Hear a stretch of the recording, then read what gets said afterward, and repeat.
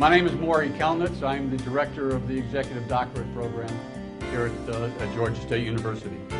Arthur Clarke said that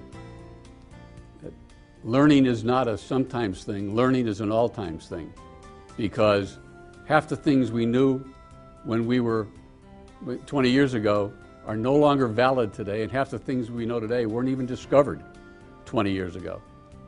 So things are changing on such an increasingly dynamic basis that you really need to continue studying, understanding what's changing and where you're going. And we focus our program really in three areas built around that concept. Okay? One is leadership, the other one is globalization, and the third are issues and problems within the company. So we will focus on the first semester here, and just to read this, you see we got the courses here. These are the 6 semesters. You got the courses here, and you got the research labs here. And remember, this is a 54-hour program divided by 3, which is an 18-course program. 3 courses each semester, okay? I think the most important thing I'll emphasize is that this is not like your master's degree. So this is research rather than a traditional curriculum that you go through. In a traditional curriculum, the professor has defined what you need to learn, and there are certain books that you need to read, and there are certain exercises you need to go through. And if you do that well, you will do your tests well, and you'll be graded well, and you'll get your exam. Now, that's not how you do research. In research, basically, you work with problems, so who knows what the solution is? It's like an open space. So if you come and ask the professor, what should I read? The professor could say, well, why don't you find out? And this is a huge change, you know, from a traditional way of learning. You need to confront yourself with the uncertainty of what is out there. You know, and you need to look into it and find out yourself in many ways what is important to know for you to solve a particular problem. That's completely different from normal teaching. So therefore, in the first semester for these 3 classes, you read a lot of stuff.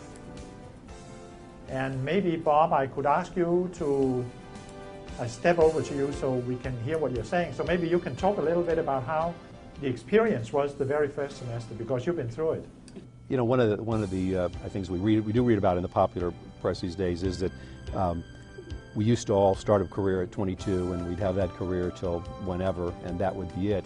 And now we're getting 2 things. One is a lot of people who have multiple careers that are completely different or quite a bit different, and the other is, I think we got a lot of people who are, sort of a slash between I'm a banker slash photographer slash whatever, and I take some of that to heart. I hopefully have a few years left in the productive work, and it doesn't need to all be doing exactly what I've been doing for the last 10 years or so in finance. I think this is a way to help explore the world and see what else is out there, and what components of even my field I've been ignoring or haven't learned much about lately.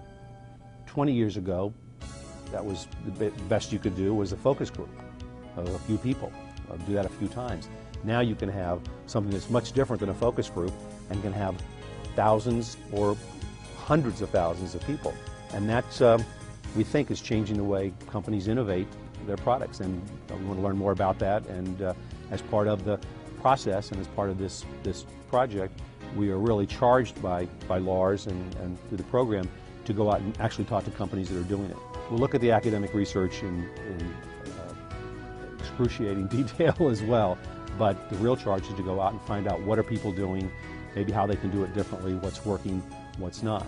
So we're very excited about that. The admissions process. Well, the people who believe that they're qualified, first of all, they're invited to an open house where we spend an hour and a half describing the program and answering questions they may have. And then we invite them to apply. The application process is simply The application itself, we ask for a very detailed resume because we're very, very, very interested in what they've done and what they're doing. That, to us, is key. We ask the answers to, written answers to 3 essay questions. Basically, why do you want to do this? What do you think, what do you expect from Georgia State in this program? And the third question is, how are you going to rearrange your priorities in life to commit to 25 to 30 hours a week? And so we look at what they've written, both in content and in style, because if this is a writing intensive program, and so you've got to have the facility to write. And their transcripts. It requires a master's degree. We say MBA or equivalent, so we look at that. So we look at their transcripts, and that's about it. Something that's very, I guess, a down-to-earth consideration is we talk about and almost scare people sometimes, I think, with the commitment, and it is a substantial time commitment, which they absolutely need to consider, and there's a reason why in the application, Maury and Lars will ask them what they call their strategies for success, which is basically, how are you going to do this? I will say, though, that the professors have all done 2 things. One is they understand that we're working, and so that there are limitations as to what they can ask us. The other thing, and I've tried to emphasize to them, because it's my personal crusade, is to tell them we can do a lot of work in any given 3-week period in any month. We have to be able to say that, or we shouldn't be in the program. Just don't ask me to do a whole lot on Tuesday and Wednesday of this week, because I may be hosting my company's annual conference and have to be there. So there is room for you to make your way around your other commitments, but this is not something that you start every Sunday morning and finish by the evening on Sunday and forget about it for a week. What's the value in it? The value in it is that you are learning a methodology that you can then apply in your work environment. And whether you're doing research or understanding the research that's done by other people, you need to be able to be familiar with the methodology, you need to be familiar with the terms. And this is what it gives you. It gives you the ability to pick up research papers that have been written by academics and understand what they're saying, understand how to apply it to your specific problems, and if necessary, be able to do or to direct research within your own establishment. Our goal is, as we develop this program, that our students will continue as alumni of this program to publish once in a while papers in practitioner academic journals or even in academic journals. And they will continue as their career moves on to participate in conferences where practitioners and academics meet and where they can publish and present stuff that they do.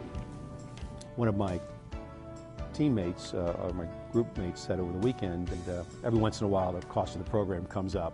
And he just said, he made the claim, he said, I'm investing this in myself. He said, I had money I could obviously invest it in a lot of other things. There was no better place for me to invest it than here. And this is somebody who's fairly accomplished, is an entrepreneur, successful, but he looked at this one as an investment in himself.